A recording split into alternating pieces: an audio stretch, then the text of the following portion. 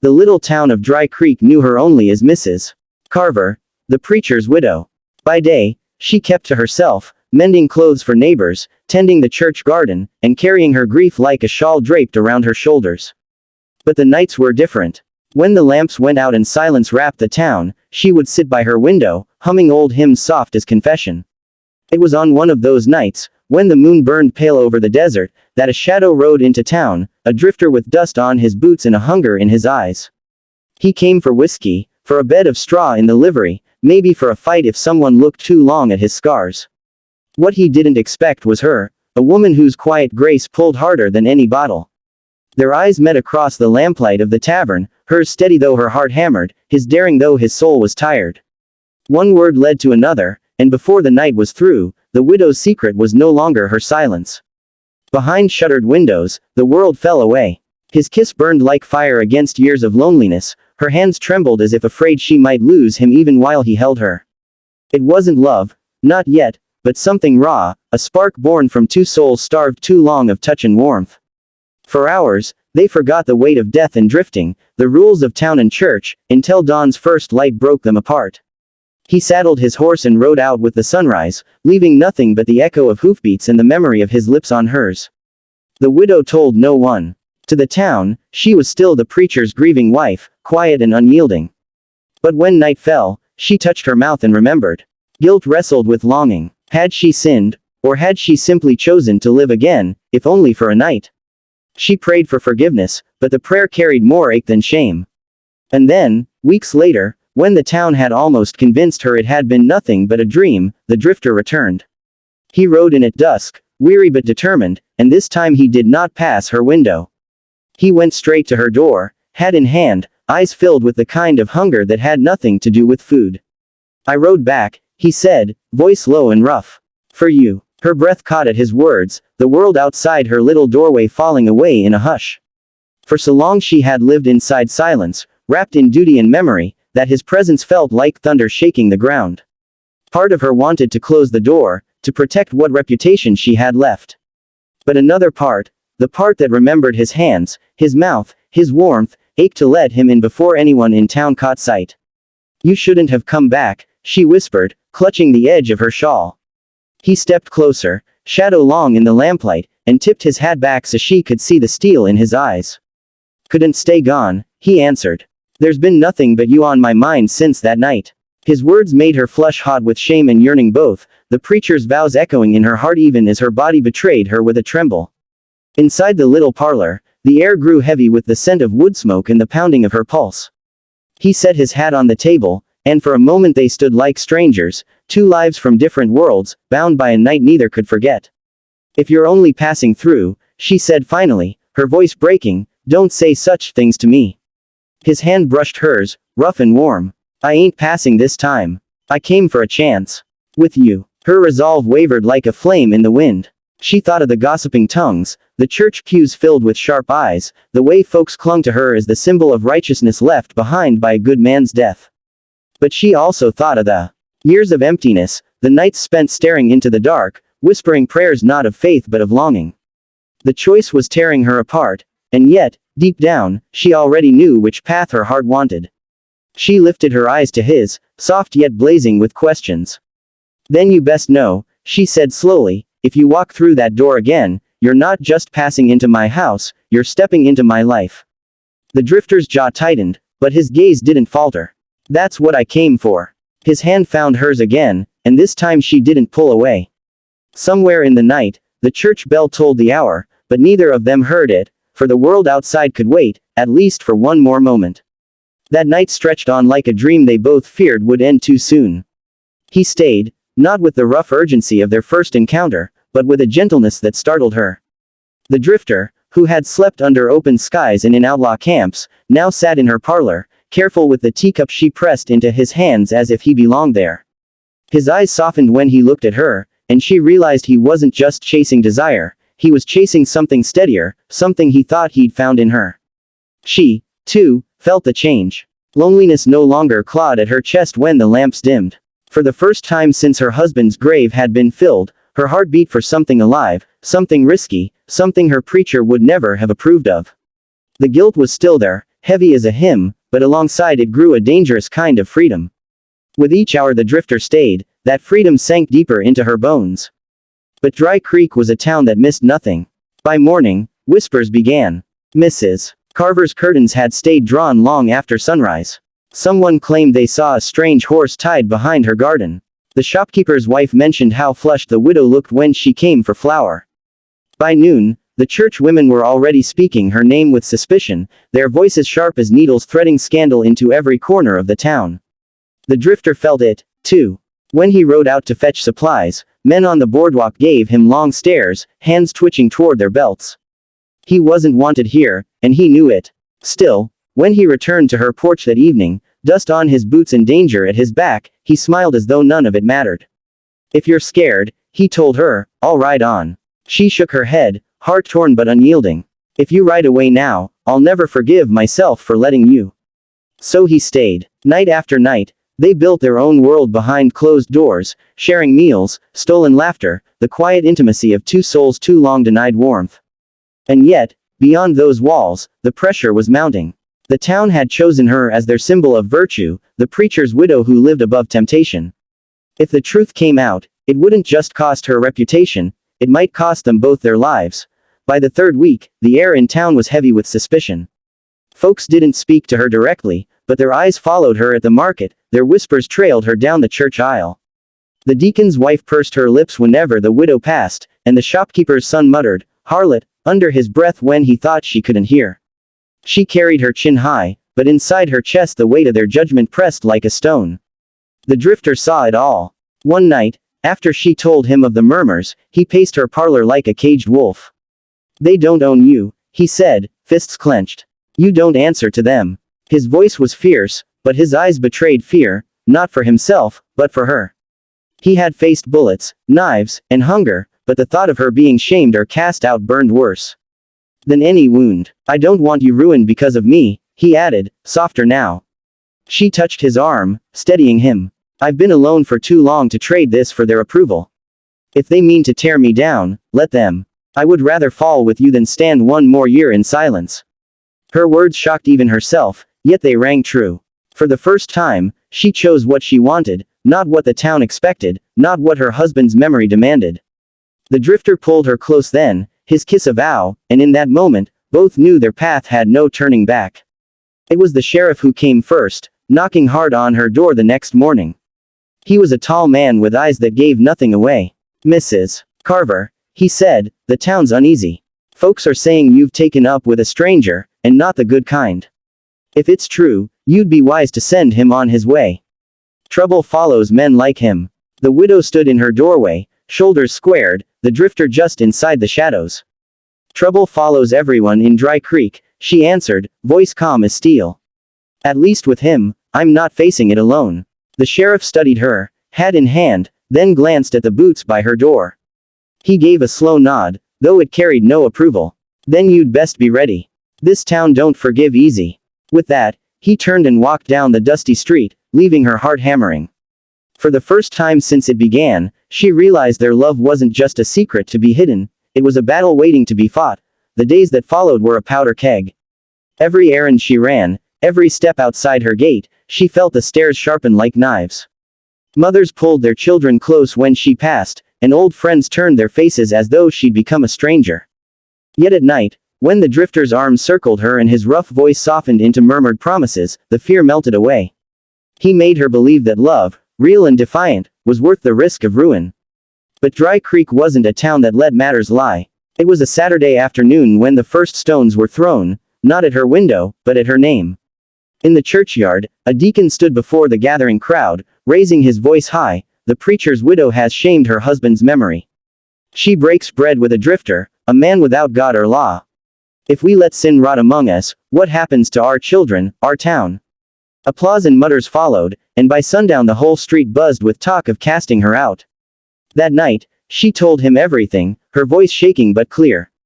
"They'll come for you. And if you stay with me, they'll come for me, too." The drifter leaned back in his chair, the lamplight catching the scar on his jaw.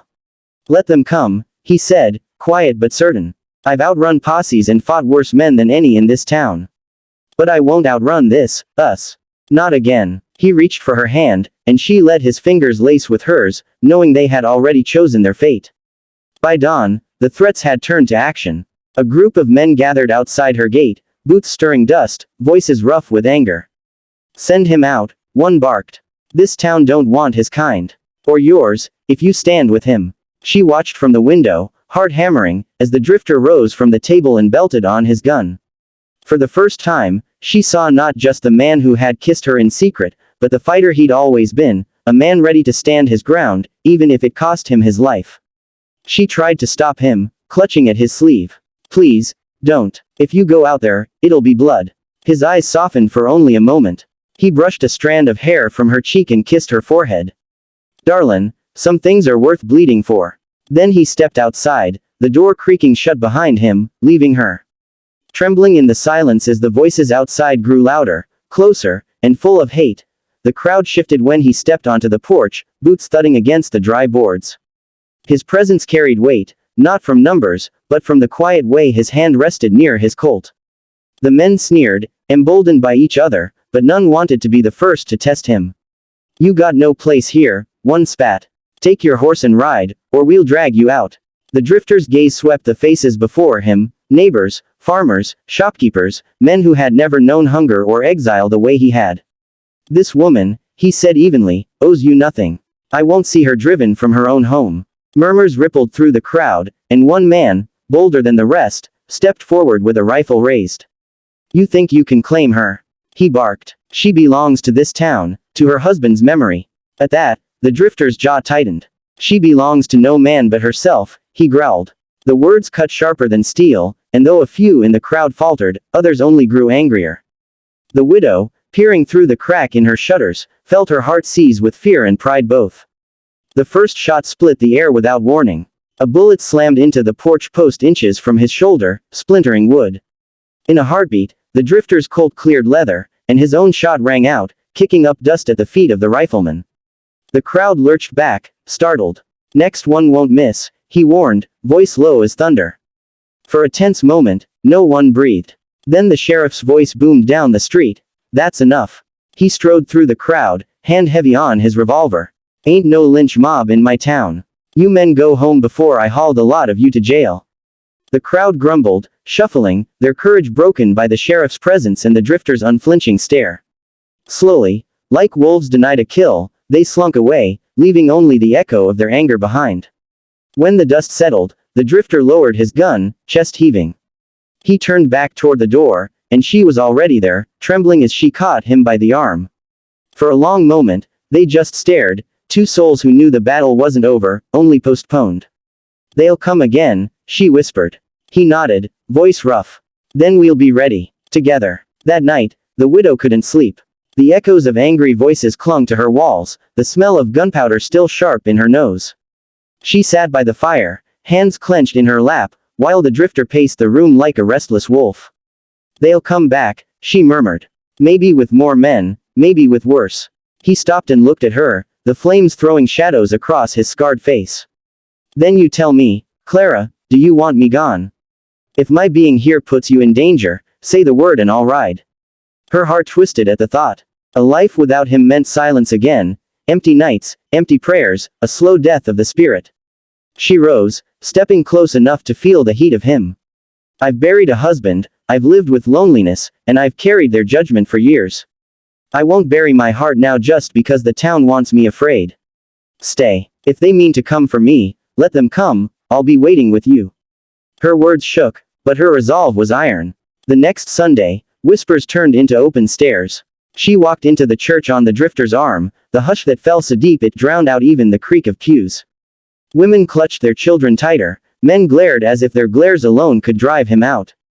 But she held her head high, her black veil gone for the first time in years, her hand resting steady in his. For once, she did not walk as the preacher's widow. She walked as her own woman. The sermon that morning trembled with unease, the preacher's stand-in faltering as he tried to speak of sin and forgiveness without naming her name. When the hymn began, her voice rose clear above the rest, fragile, yes, but unbroken. She sang for herself, for the life she chose, for the love she would not hide.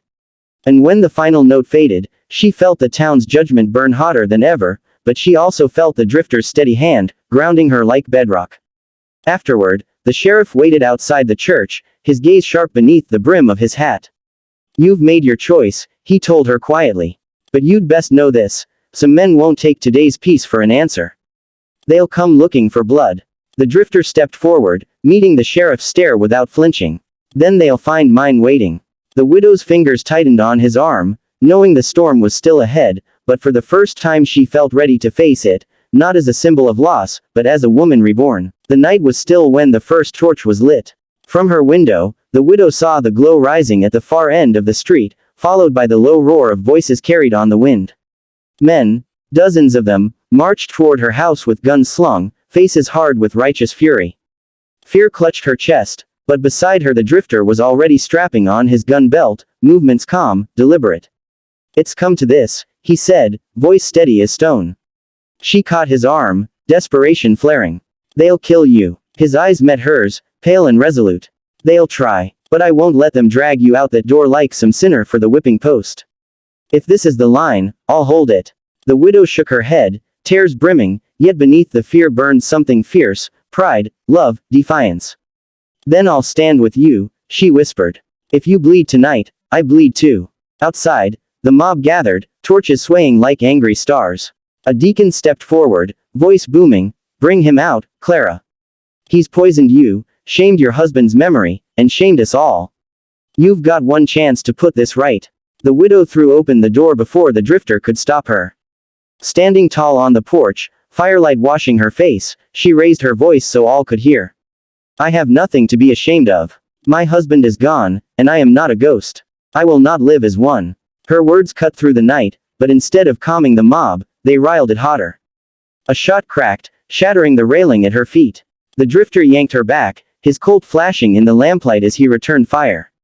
The crowd scattered into cover, the night erupting with gunpowder and shouts. Smoke filled the air, torches toppled, and the widow clung to his side as bullets whined past their walls. In the chaos, the sheriff stormed into the street, bellowing orders, his revolver raised high. "Enough. Drop your guns or I'll put you all in the ground myself." Some faltered, but others only pressed harder, rage drowning reason.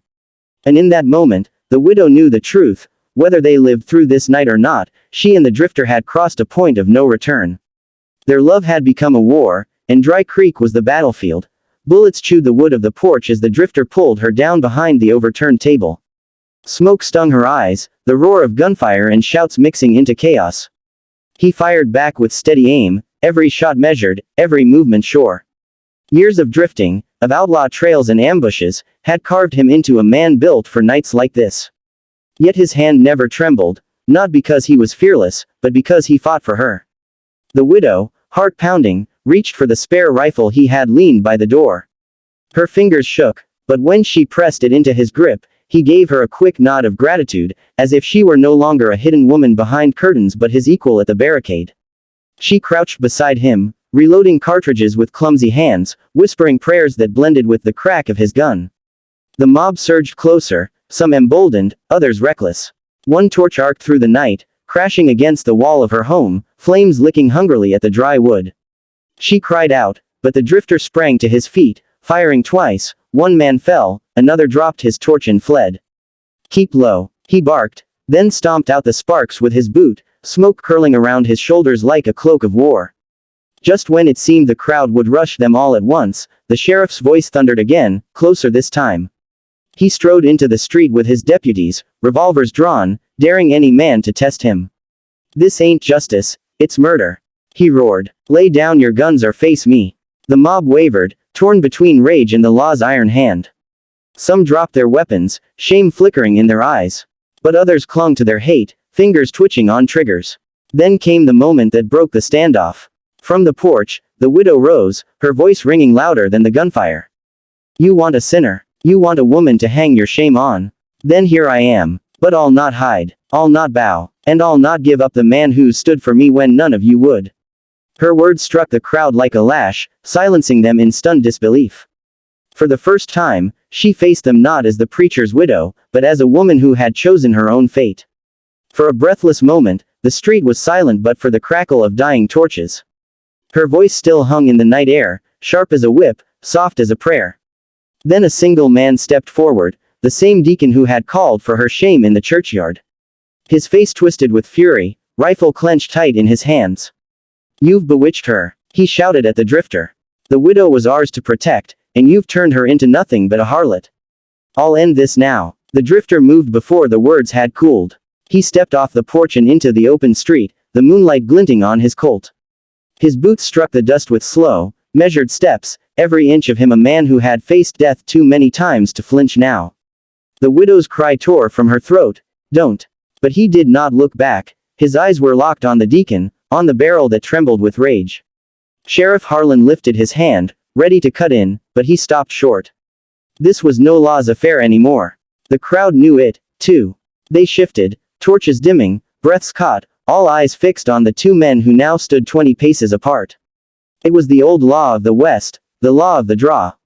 The world narrowed to silence. Even the wind stilled, as though the desert itself held its breath. The deacon snarled, spit glinting on his lip. The drifter's fingers twitched near the grip of his colt, his stance loose, steady, waiting. The widow pressed her hands to her mouth, tears burning her eyes, praying the man she had dared to love could outdraw hate itself. Then it came, a flash of steel, the roar of gunfire tearing the night. Smoke curled, hearts froze. When it cleared, the deacon lay in the dust, his rifle fallen from limp fingers. The drifter stood tall, colt still smoking, chest heaving. Around them, the crowd broke like a wave, shame and fear scattering men into the shadows. The battle was done. Dry Creek had seen its judgment, and lost. The widow rushed to his side, her skirts tangling as she stumbled off the porch and into the dust. Her hands flew over him, searching for wounds, her breath trembling with relief when she found none but a grazed sleeve. He caught her wrist gently, his rough thumb brushing her pulse. "I told you," he murmured, "I ain't riding from this fight." She looked up into his eyes, hard from years of drifting, yet softened now with something fierce, something that looked like belonging. The sheriff stepped forward, his face grave as the silence of the crowd deepened. He studied the fallen deacon, then the drifter, then the woman clinging to him. At last he spoke. He drew first. "Any man here can say different if he dares."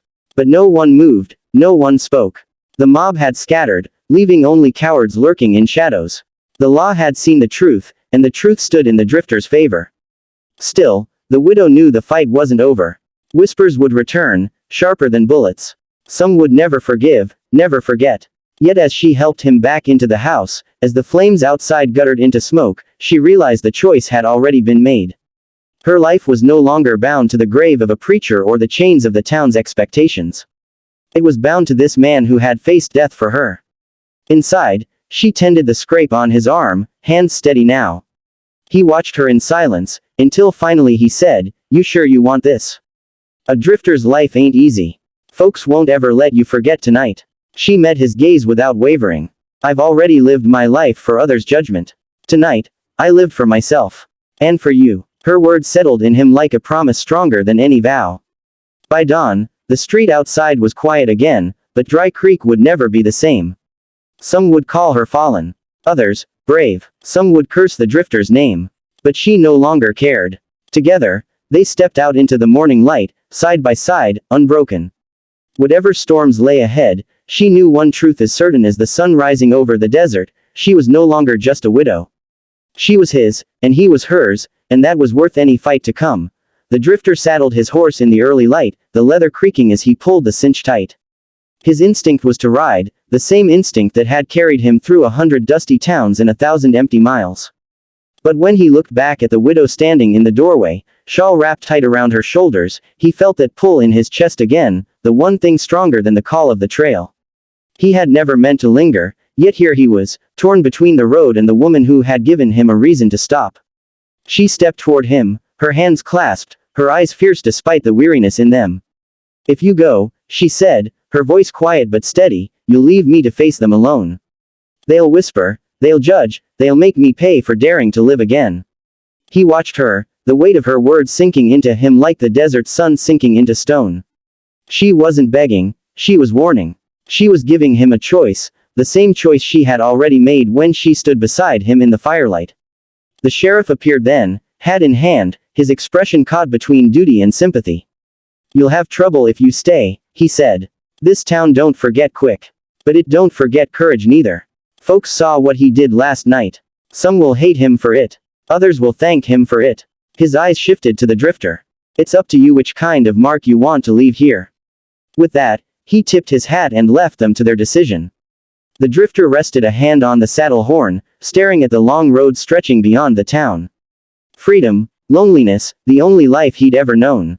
Then he looked at her, the widow who had risked her name, her safety, even her soul to stand with him.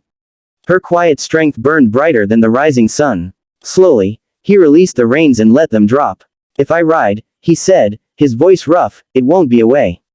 It'll be with you. Her lips parted, and for a moment she couldn't speak. But the tears that glistened in her eyes told him everything. She stepped into his arms, resting her head against his chest, and in that stillness the decision was sealed. The drifter would not drift anymore. Together they would face the storms, the whispers, and the endless horizons. For the first time in years, he wasn't running. He was home.